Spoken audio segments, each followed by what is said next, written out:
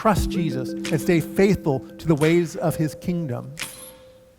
I don't want to wear a mask. Jesus loved people and he would never harm them. And so I love people and I wear my mask. But I don't want to stay home. But it's what does the best for people. And love in action says we do the best for people. We have to stay faithful to Christ and his ways. I'm tired of all this Black Lives Matter stuff. All lives matter. I'm tired of them pulling down the statues. I'm tired of the protests. But the way of Jesus is a way of social justice. There will be no oppression in the kingdom of God. There'll only be justice. No person will be exploited. No person will be taken advantage of or oppressed. And we have to fight and we have to struggle for that. And yes, we're tired. You know what? It's okay if every once in a while you want to sit down and say, you know what? I'm tired. I need a rest. You guys keep carrying that banner forward. I'll catch up with you. You can live the life you were created to be. You can have satisfaction and happiness and contentment right here and right now if you follow after and imitate Christ. It's not chasing after the things of this world. It's not about getting crowds. It's not about being popular. It's not about being rich. It's not about owning stuff. It's about being just, about being righteous, about being fair, about having peace. Those are the things that bring you lasting contentment. Righteousness is what blesses you.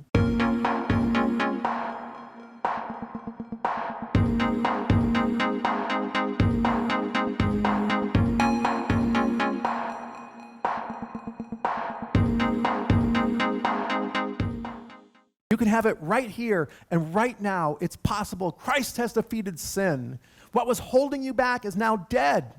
And you can now live in the fullness of the life you're supposed to. We need to realize that character counts. I would say 9 times out of 10, most of our encounters with other Christians are not necessarily pleasant. If I choose not to worship that God, if I'm not participating in these temple rituals, well, then I could lose my job or lose my connections as a bricklayer and no longer be able to earn a living. The same would go for, like, say, a mason. Maybe I cut and quarry stone. There would be a God, and there would be meetings in the temple. Think of it almost like a union or like a guild where you would go together and all the masons would get together and they'd have a banquet and they would worship this God that's overseeing all the masons. And once you join Christianity, you're worshiping one God only. So you can't go and worship that God. You lose your connections. You might lose your job. There, of course, was shame and shunning because Christians were accused of being bad citizens of the Roman Empire. In fact, when Rome fell, it was blamed upon the Christians. It's because of you Christians. You turned away from our gods. You didn't take care of them. And so they have turned their backs on us, and that has allowed the Roman Empire to fall. That sounds so familiar to me today as I hear modern day evangelists say, well, Americans aren't serving God and he's making America fall. He's punishing America.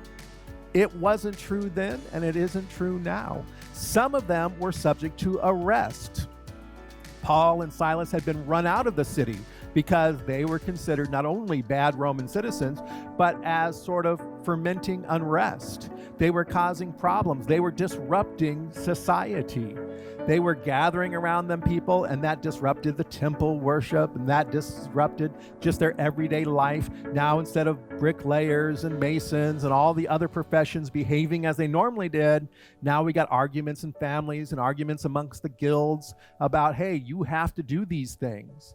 And so you could be subject to arrest for causing a public disturbance, being a public nuisance. So some of them were probably persecuted by being arrested. So Paul told them, hey, I'm warning you before I go, you will suffer persecution. You will be considered a bad Roman citizen. You will have problems at home with your family who do not understand why you are no longer worshiping the gods that they grew up with. You may lose your job. You may lose your income because you have chosen to follow Christ. And so Paul warned them, and indeed it was happening. He got concerned about them. He sends Timothy, and Timothy goes and checks up on them.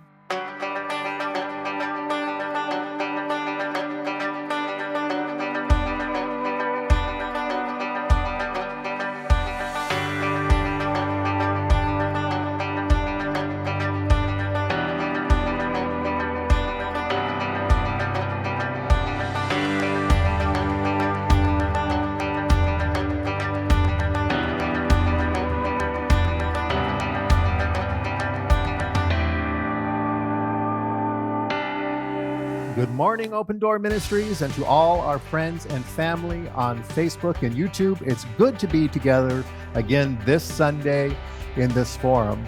We are continuing our series in 1 Thessalonians, what I called Uncertain, the Church During Difficult Times. And indeed, we are living in uncertain times. Sometimes we're not even sure what the new rules are going to be from one week to the next, but the Thessalonians survived during difficult times, and they thrived, and we too can not only survive but thrive during these difficult times. This week, I borrowed a very famous slogan, keep calm and carry on. And I borrowed this one because I thought it conveyed the message of 1 Thessalonians chapter 4 very well. The first part, keep calm, relates to the second half of the chapter, and carry on relates to the first half of the chapter. So we'll take a look at that, but let me start with this. The Boston molasses flood of 1919. Interesting enough, Boston would be going through the Spanish pandemic of 1818, the Spanish flu pandemic. And sure enough, they also have to deal with a molasses flood. There was a molasses factory near Kearny Square in Boston, and still scientists are trying to figure out exactly what happened. They think it has to do with temperatures, sudden change from cold temperature to hot temperature, and how much molasses was there. Cold molasses in the vat, hot molasses coming off the ships. But there was a molasses factory whose primary job was to turn molasses into ethanol that could be used in other forms of alcohol. And one of their storage tanks burst. And all the physics nerds have been trying to figure out how much energy was in the wave. It was about a 20 to 25 foot wave of molasses that hit the town of Boston. And as you can see, it was quite destructive. And you're probably wondering, what does a molasses flood have to do with 1 Thessalonians? And it'll make more sense when I get into the chapter, but it has to do with keeping rivers within their boundaries, keeping things within their control. But when you can see molasses, which is very good, makes great cookies. I love molasses cookies, right? Great for pancake toppings, and of course, great for making rum. But if it's out of control, it can be very destructive. So we'll look at something that can get out of control and become destructive. It'll make more sense as we go along. All right, keep going, keep calm, carry on, carry on. This is what Paul is telling the Thessalonians.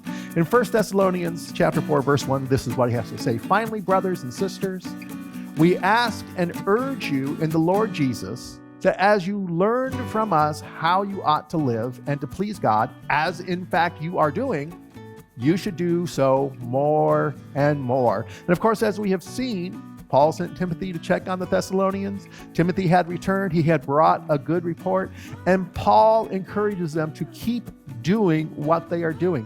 This is a congregation who, under persecution, was thriving and growing and loving one another. And Paul is saying, keep doing that.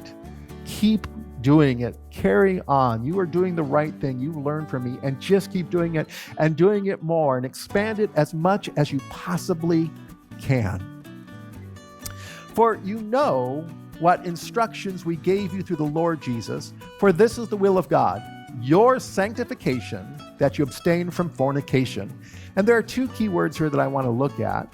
Okay. One, the instructions. They weren't just a list of instructions like do this, do not do this, but they were actual teachings. He had sat and he had taught these people. He had spent time with these people. He had taught them how to live their life, how to be a Christian and live out what Christ had taught, how to become sanctified. And we want to look at that word sanctification. Now, sanctification has sort of two different meanings to it. One is about the process of sanctification, the process of becoming more and more like Jesus. And this is what Paul is encouraging them on. Press on, carry on, keep going, keep doing what you're doing, keep following through on the sanctification. Every day become more like Christ. The other meaning of sanctification is at the end of the journey, where you are finally broken away from all things of this world, and that you are finally made into the image of Christ. And we will not see that until the day that we cross over at the end of our lives, will we experience that final sanctification. But Paul is encouraging them in this process. Keep doing what you're doing. And then the other word we want to look at is not only sanctification, but that you abstain from fornication. And fornication is probably not the best translation of this word. It's a translation, but probably not the best one. The actual Greek word is porneia. And it's sort of a very complex word. The meaning over time has changed from the time of the Old Testament to the time of the New Testament. This concept behind this word takes on different meanings, and it becomes almost a catch-all for anything having to do with sexual immorality. So you'll see in your Bible, this happens to be the New Revised Standard Version. It translates this as fornication. It could also be translated as sexual immorality. Some Bible translations do adulteries. There's a lot of different words. It becomes kind of a catch-all. And I worry about this sometimes because this word with its deep meaning, this word with all its various shades of meaning, can be misused. So oftentimes I can remember growing up in the church, growing up in my church schools, and this verse would just be taken all by itself, that you're not following the will of God if you are involved in some kind of sexual immorality. And we don't really have a list of these are all the sexual immoral things. So it was whatever that particular pastor, preacher, teacher decided was sexually immoral at that time. So we were told that if we even think about another woman with any kind of sexual desire, we were sinning and our whole salvation was at stake and we might end up in hell for that. Or masturbation, if you masturbate, oh my gosh, you're going to hell for that. And there was just this long list from all these preachers and teachers and various people who came in who just kind of used this as a catch-all for every sexual act you can imagine. Apparently, the only approved sexual act was you had to be married, it had to be a man and a woman, and it had to be just plain old missionary style sex. But let's take a look at this a little bit more. Ancient views of sexuality are not the same as modern views, and this is where we get into a lot of trouble. We have to understand that when Paul wrote this and his audience read it, they understood sexuality in a completely different way than we understand sexuality now. I know that there are a lot of folks who struggle as our views on sexuality begin to change. And we are beginning to recognize that sexuality is a lot more fluid and a lot broader than we thought before. Before we thought, well, there's just heterosexuals and then there's homosexuals. And that's even a new concept that wasn't even around until literally the 20th century. Before, they didn't even have an idea about that. And now we're beginning to see other things like asexual. And we're like, I don't understand this.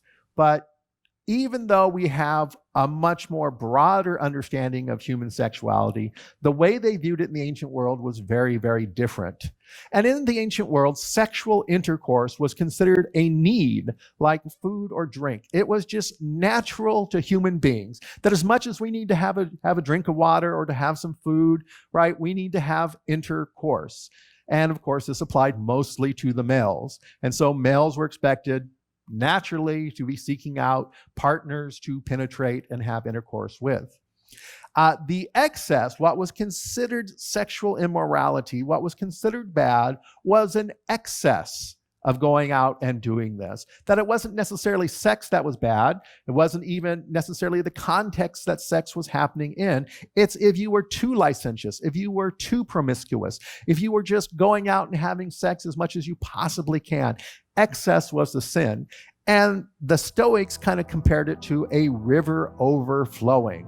That a river, it naturally flows, and that's what it's supposed to do. But when it overflows, when it leaves its banks, when it's overfilled, when it's too much, it causes flooding and destruction, much like the molasses flood of 1919. I told you it makes sense when I got here, right? So here the sex is a good thing, as long as it's not out of control, as long as it's not too much. And so this would have sort of been the idea that would have been in the mind of Paul's ancient readers. So they would have read his writing as abstain from porneia, as, okay, so we need to make sure that our sexual life is under control. But more than that, living in the city, the Thessalonians would have been exposed to a lot of things that were considered culturally appropriate for men to be involved with. So there was cultic prostitution.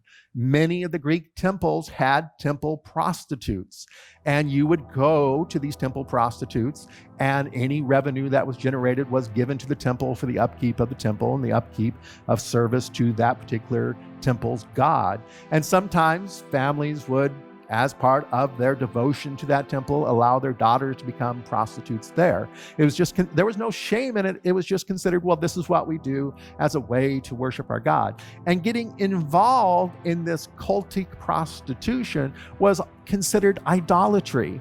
So Paul was probably warning against this as well. Hey, stay away from this cultic prostitution. It's a form of idolatry. Also, prostitution was common at this time. So both males and females would oftentimes get involved in prostitution. It was considered a legitimate trade that if you didn't, have some other work that you could do, then prostitution was a way that you could raise some money. It wasn't considered a highly honorable trade, but it was an acceptable thing that went on. But there were problems with this as well, because oftentimes the people involved in it were being exploited. They were being taken advantage of. This ties back into Jesus's teaching about not divorcing your wife because you force her to become a prostitute. Because a woman during Jesus's time had no rights and no means of support of her own. And so if you force her out of the household, if you're not taking care of her financially, if you're not taking care of her physical well-being and needs, and you throw her out on the street, she's going to become a prostitute, because oftentimes that's the only method they had of taking care of themselves. So prostitution brought with it all kinds of social issues of exploitation. This had to do with men's sexual rights. Now, men had more sexual rights than women's sexual rights. Women had very restricted sexual rights. It was considered okay for a man not only to be married and having sex with his wife, but to also have mistresses or to go to temples for prostitutes, to meet regular. That was just expected of a man, as long as he didn't do it too much, as long as it wasn't excess, as long as he wasn't too promiscuous. He was allowed to pretty much have sex with whoever he wanted to. And that would also include his slaves. That if he owned a slave, the slave was part of who he could have sex with, part of the group of individuals he could have sex with. Women's sexual rights, they were not allowed to have sexual relationships outside the marriage, even though their husband could. Mixed marriages were always kind of an issue, and I'm not talking mixed racial marriages. I'm talking about citizens and foreigners. That if you were a citizen and you married another citizen, then you both had the same kind of rights. But if you were a citizen of a certain city and you married somebody who was not a citizen of that city, then your children had different rights.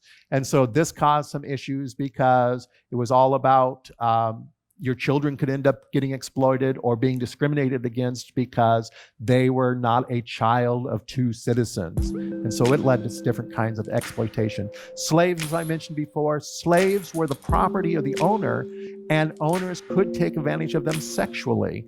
So again, with males had more rights. They were allowed to have intercourse with not only their female slaves, but their male slaves. As long as the master was the one doing the penetration, it was considered legitimate. But of course, this is taking advantage of another human being, non-consensual sex. And of course, with boys as well, young boys, they were considered okay for men to penetrate because of the difference in status, and that the man was expected to bring benefit to the young man, that he should be giving him education and financial support and things like this. But again, it's another form of exploitation.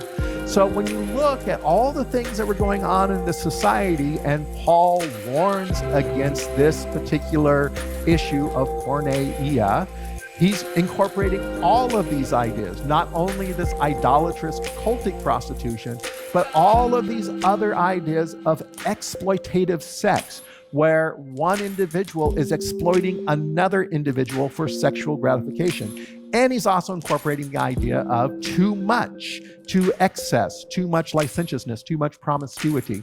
So it's not easy to translate out this word. And if we call it sexual immorality, we have to really kind of get into this idea of idolatry and exploitation, rather than just some list of specific sexual acts.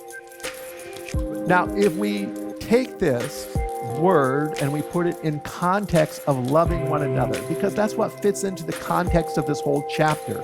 When we read a chapter, in one of these books, we have to realize that that chapter is part of a longer book, part of a bigger piece of text, and we can't just take a singular verse and pull it out of its context. It's part of a chapter, part of a longer book, part of a longer tradition. We have to read these words and these ideas within context. When we begin to just grab a verse and say, well, right here it says, you're going to hell if you practice sexual immorality, that's a misuse of that text. And so we need to understand this word in the context. And what Paul has been talking about is, hey, you guys are doing a great job of loving one another, loving relationships with each other. Let's talk about sex in this context of loving one another.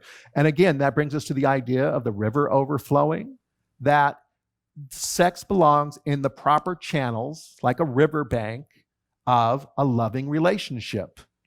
And that if it gets too much, you're going to end up with a flood that becomes destructive not only to you, but destructive to other people as well. So here's what Paul says, that each one of you know how to control your own body in holiness and honor not with lustful passions like the Gentiles who do not know God. In other words, you know to keep your bodily needs, your bodily desires, your bodily lust in control. You know how to do this. We've taught you how to do this. Don't allow it to become too excessive. Don't allow it to leave the proper channels of these loving relationships that you're already practicing. So he's just saying this is a way to watch out and be on your guard to make sure you're doing what you're supposed to be doing. Now, cultic prostitution, of course, was involvement with worshiping idols. So he's telling them, by warning him about the sexual immorality, this word that got translated as fornication in this particular passage, as stay away from this cultic prostitution. Civic prostitution violated the mandate to love. If we see the proper channel as a sexual relationship between two people who are in a loving relationship, civic prostitution is not about a loving relationship. It's a financial transaction. It's one person exploiting the need of another person. And we have even seen today how human trafficking exploits the weak and the vulnerable, which is absolute counter to the message of Jesus. Jesus would have us raise up the weak, to raise up the vulnerable, to protect them from harm. And so paying them for sex is just a manner of exploiting them. And so he's speaking against this idea of getting involved with a civic prostitution, not only as a client, but perhaps even becoming a prostitute yourself.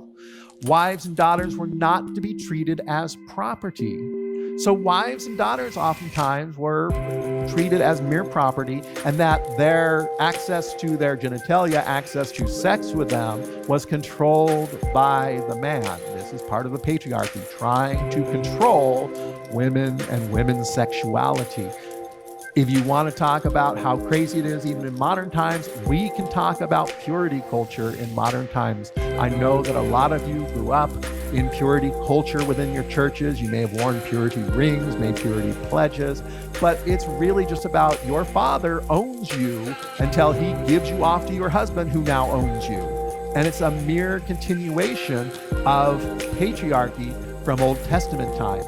But in New Testament times, things changed. And the old structures of the world fell away. And Jesus introduced new structures to the world where everyone was equal, where it's not a matter of who owns who, but it was a matter of we're working together in partnership, that we love one another, that we have melded into these love relationships with one another. So wives and daughters were not to be treated as property. So again, this would go back to issues of marital rape, where a husband would be able to force sex upon the wife, and if she didn't give him sex, then he could divorce her, or selling your daughter into prostitution to make money for the family. These things were not to be practiced. Slaves were not to be violated. He do not own the rights over his body or the rights to have sex with them. And so Paul was warning against this exploitation and this abuse of slaves in this manner. Because when you have a slave and it's like, well, you're just a sexual toy for me, that of course is not a loving relationship. And boys were not to be taken advantage of. Yes, you may be providing them education. Yes, you may be providing them money or gifts or whatever, but they're not able to consent or fully understand. It is not age appropriate for young men to be involved in these kind of relationships with older men. And so again, it's not a loving relationship. And so Paul is warning the Thessalonians, look, I know surrounding you in this culture, this city where you live, this greater Roman culture based upon Greek culture, in the greater world culture, all of these things are okay. This exploitation of other human beings to satisfy your bodily needs, but I'm telling you, you can satisfy these bodily needs in an appropriate manner that does not exploit or harm other people. So avoid this. If you want to be holy, if you want to be sanctified, if you want to become like Christ, you must commit to the fact that you will do no harm to any other people, especially in this area where men have just been given free license. And so it's really kind of a message not only to all the Thessalonians, but specifically to the men. And we would see these ideas echoed in some of his later writings as well.